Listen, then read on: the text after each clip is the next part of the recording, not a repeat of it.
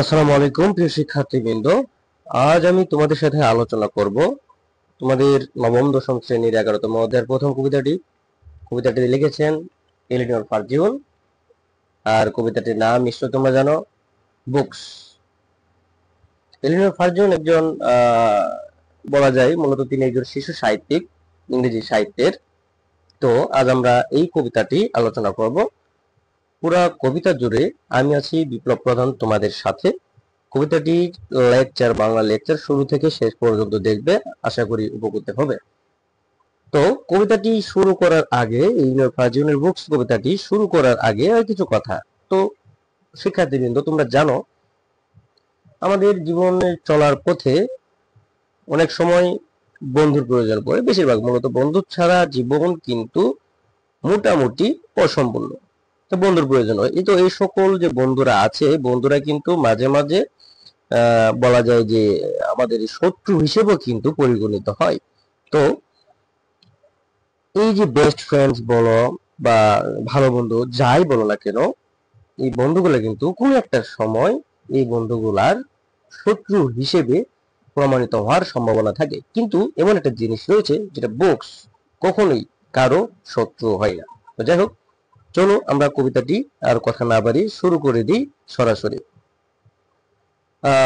কবিতাটি মোট লাইন আছে হলো 16টি। স্ট্যান্জা আছে হলো 4টি। প্রত্যেকটা স্ট্যান্ডায় 4টি করে লাইন, এই সর্বমোট 16 লাইন। আমরা স্ট্যান্জা বাই স্ট্যান্জা কবিতাটি এক্সপ্লেইন করব। তো প্রথমে দেখি প্রথম stanza. What wonders of world's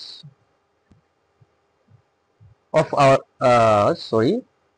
what words of wonder are our books. What words of book, অর্থাৎ আমাদের যে বইগুলা, বইয়ের যে জগৎটা, এটা সত্যি বিস্ময়কর, অত্যন্ত বিস্ময়কর। Books are full of amazing and magical things. এই লাইনটা দ্বারা এটা বোঝাচ্ছে। As one opens them and looks, যখন কি এটা ওপেন করে, খুলে, অ্যান্ড লুকস এটা দেখে, পরে, নিউ আইডিয়াস নতুন আইডিয়া, অ্যান্ড পিপুল অ্যারাইজ নতুন নতুন বলতে পারি আমরা আইডিয়া বা চিন্তা ভাবনা, এবং পিপুল রাইস ক্যারেক্টার উদিত হয়, জেগে ওঠে in our fancies and hours, আমাদের ইমাজিনেশনে, আমাদের চিন্তা ভাবনা, চিন্তা শক্তিতে নতুন নতুন এরকম আইডিয়া এবং পিপুল, মানুষ, ক্যারেক্টার আমাদের এখানে চিন্তা ভাবনায় চলে আসে। সেকেন্ড স্ট্যান্ডে আমরা একটু দেখি। The room we sit in Malson, আমরা যে রুমটা বসে থাকি বা যে ঘরে বসে থাকি মনে হয় গলে যাচ্ছে, অর্থাৎ এটা এটা এটা আমাদের ফিলিংস হয় যে যে রুমে আমরা বসে আছি পড়তেছি, এটা মানে ডিসঅ্যাপিয়ার্স হয়ে যায়, অদৃশ্য হয়ে যায়। and we find ourselves at play and we feel and find ourselves at play. That means we feel like we are part of a game, অর্থাৎ আমাদের একটা, আমরা মনে একটা গেমের অংশ, অর্থাৎ আমরা সেই গল্প বা সেই খেলাই, যে বইয়ের মধ্যে আমরা যে জিনিসটা পড়তেছি, মনে হয় আমরা একটা খেলায় এখানে মত হয়েছে। না উইথ সামওয়ান, এমন কারোর সাথে, হু বিফোর অ্যান্ড ইন, অর্থাৎ is some with a character, একেবারে বলা যায় যে বইয়ের শেষ পর্যন্ত সেই ক্যারেক্টারের সাথে, সেই পিপলের সাথে আমরা আছি, একটা আছে মে বিকাম আওয়ার চোজেন ফ্রেন্ড, অর্থাৎ একটা পর্যায়ে আমরা কিন্তু দেখি সেই ক্যারেক্টার, যে ক্যারেক্টারকে আমরা পছন্দ করি, আমাদের বেস্ট ফ্রেন্ড বা প্রিয় বন্ধুতে পরিণত হয়।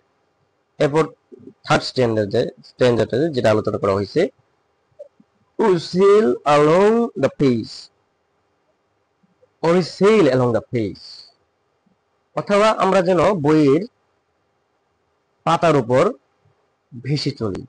সেল নৌকা ভাসানো, যেমন the page to some other land or age, অর্থাৎ অন্য কোনো ল্যান্ড, জমি বা জগৎ, এজ অন্য কোনো যুগে। Has our body in the chair, has our body in the chair, আমাদের বডিটা কিন্তু সেই সময় কোথায় চেয়ারে থাকে, but our mind is over there, অর্থাৎ আমাদের মনটা কিন্তু পড়ে থাকে সেই জমিতে, সেই দেশে বা সেই যুগে। এ হচ্ছে বইয়ের অন্ডারনেস। এত লাস্ট স্ট্যান্ডাতে যেটা বলা হয়েছে, each book is a magical box, প্রত্যেকটা বই মনে হয় একটা ম্যাজিক্যাল বক্সের মতো, which with a touch a child unlock, অর্থাৎ একটা শিশুও কিন্তু এটাকে আনলক করতে পারে। ম্যাজিক্যাল বুক, প্রত্যেকটা বই যেহেতু ম্যাজিক্যাল বক্সের মতো, একটা শিশু এটা এতটাই ইজিলি অ্যাক্সেসেবল যে একটা শিশু কিন্তু এটা আনলক করতে পারে, অর্থাৎ পড়ে কিন্তু বুঝতে পারে, এটা থেকে প্লেজার নিতে পারে।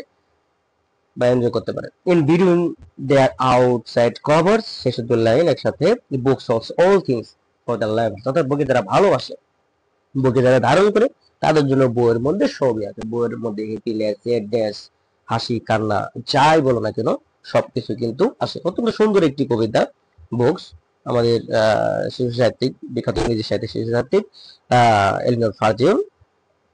তো এই কবিতা ছাড়াও বাকি যে কবিতাগুলো আছে আমরা ওয়ান বাই ওয়ান এক্সপ্লেন করব।